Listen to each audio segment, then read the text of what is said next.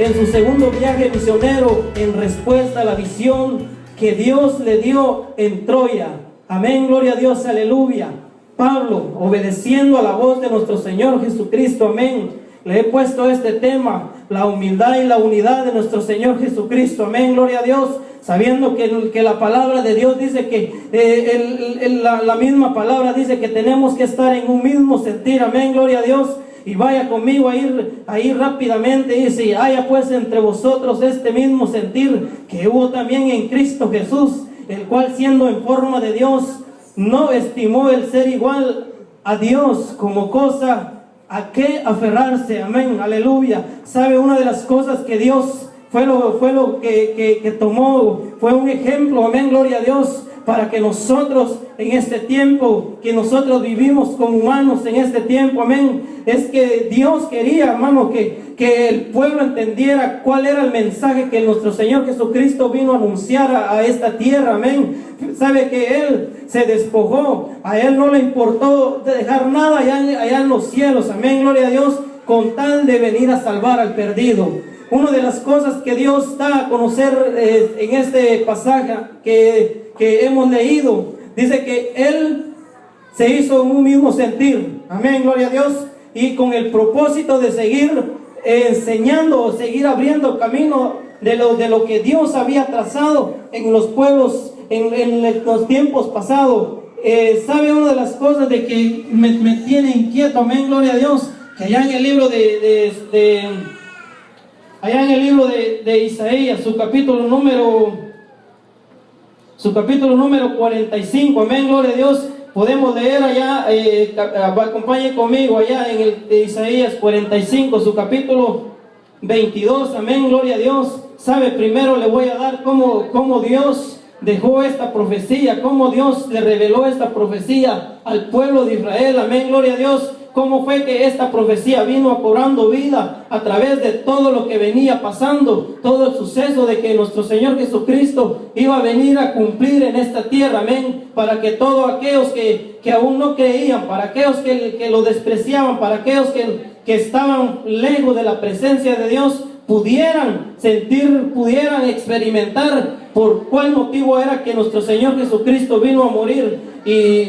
Y dice así: mirad a mí y sed salvos todos los términos de la tierra, porque yo soy Dios y no hay más, porque a mí mismo hice juramento de mi boca, salió palabra en justicia y no será revocado, que a mí se doble toda rodilla y jurará toda lengua, amén, gloria a Dios. Porque sabe, una de las cosas de que nuestro Señor Jesucristo vino a morir a la cruz del Calvario, hermano, porque vio tan perdido al ser humano, vio tan perdido a la humanidad, vio como el pueblo de Israel se estaba perdiendo en su propia prudencia, vio como el pueblo de Israel se alejaba de las cosas de Dios, y empezaron a hacer altares, empezaron a hacer tantas cosas contra Dios, hermano. Hubo un tiempo que Dios dejó de hablarle al pueblo de Israel por causa del pecado, por causa de todo lo que el hombre estaba haciendo, hermano. Sabe que la palabra de Dios nos quiere dar a entender en este tiempo que nosotros tenemos que vivir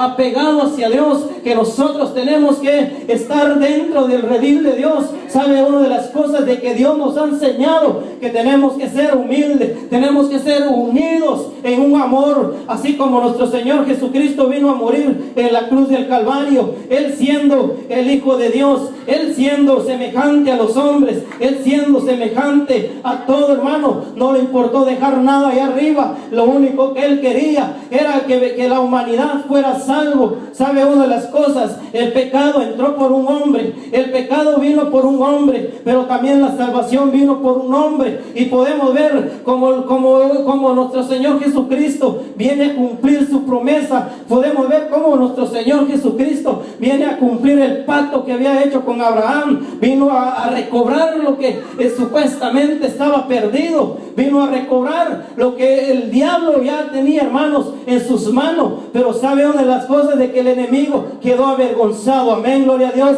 Y ahora lo que podemos ver, como nuestro Señor Jesucristo nos permite gozar de esa vida eterna. Podemos ver, podemos decir que Pablo, hace una recopilación enseñando al pueblo de los filipenses, amén, para que todo lo que él estuviera hablando fuera de una instrucción para la iglesia, amén. Sabe que la iglesia, Pablo lo ayudaba por medio de ofrendas, Pablo lo ayudaba por medio de sus mensajes que él les enviaba por medio de las cartas que Pablo escribía. Pablo, una de esta carta, lo escribió en su segundo viaje misionero, con el propósito de que la fe cristiana no fuera movida, con el propósito de que la iglesia que estaba fundada sobre la roca no fuera removida, sino que la fe de Cristo creciera más en cada corazón. Amén. Sabe que cuando la palabra de Dios nos enseña de una forma maravillosa, yo me deleito mucho cuando leo este pasaje, porque viera que no entiendo por qué Dios se despojó, por qué Dios, teniéndolo todo, dejó todo arriba. Pero aún cuando se despojó de todo, siempre fue un ser divino. Tomó forma de siervo. Una de las cualidades, ¿por qué? ¿Por qué tomó forma de siervo? Sabía que el ser humano, como carnal, sabía que el ser humano, como sus pensamientos es amplio, sabiendo que Dios le había dado el libre albedrío al hombre de ser lo que quisiera hacer. Dios, para que nadie sobrepasara su límite, mandó a su Hijo 100% carne, amén, con el propósito de poder estar confirmando lo que nosotros íbamos a pasar. Entonces Pablo escribe a la iglesia, le dice que tiene que tener firmeza, palabras alentadoras. Hermano, muchas veces nosotros necesitamos que nos estén alentando con la palabra. Muchas veces nosotros necesitamos que nos estén llenando de la palabra. Pero sabe que nosotros nos hacemos de los oídos sordos. Dios siempre ha querido tener una relación íntima con nosotros. Dios siempre ha querido que su pueblo esté a su servicio. Dios siempre quiere que su pueblo, hermano, esté siempre en esa misma unidad. Y eso fue lo que hizo nuestro Señor Jesucristo. Se humilló públicamente, lo bofetearon, lo crucificaron, fue traspasado, hermano, su costado herido. Me imagínese la lanza en su costado, hermano. ¿Qué fue lo que Él hizo por nosotros? ¿Cuál fue el sacrificio grande que Él hizo? Aun cuando los soldados romanos le decían, ¿quién te pegó? Aun cuando los soldados romanos le decían, adivina quién te pegó. Él humillado, no dijo nada, no abrió su boca, permaneció callado. Cuando a él lo llevaban con la cruz, hermanos,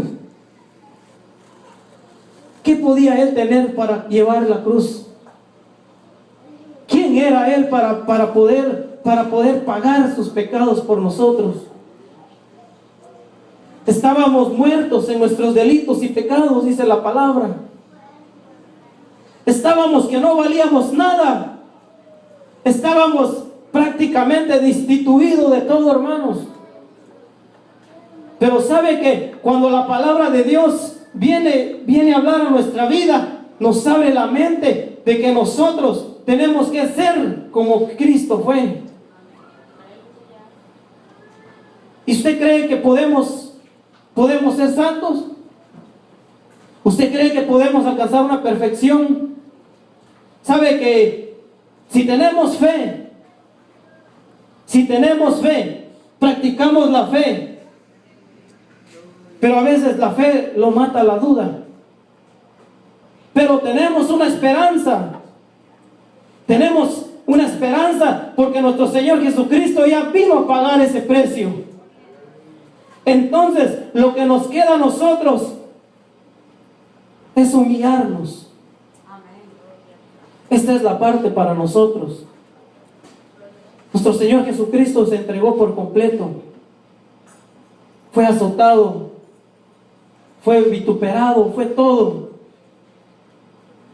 Ahora te puedo preguntar, ¿a ti te han hecho eso? Tú has pasado por ese mártir. Tú has sido pateado, tú has sido abofeteado, tú has sido escupido en la cara. ¿Sabe que cuando la mujer lloraba al pie de la cruz, nuestro Señor Jesucristo le dice: no llores, mujer, llora por los tuyos? Pero sabe que Dios, con el único propósito que le dijo, era porque tenía amor hacia el pueblo. Y era por amor hacia nosotros que Él se entregó. Y era por amor a nosotros que Él sufrió todo eso, hermano.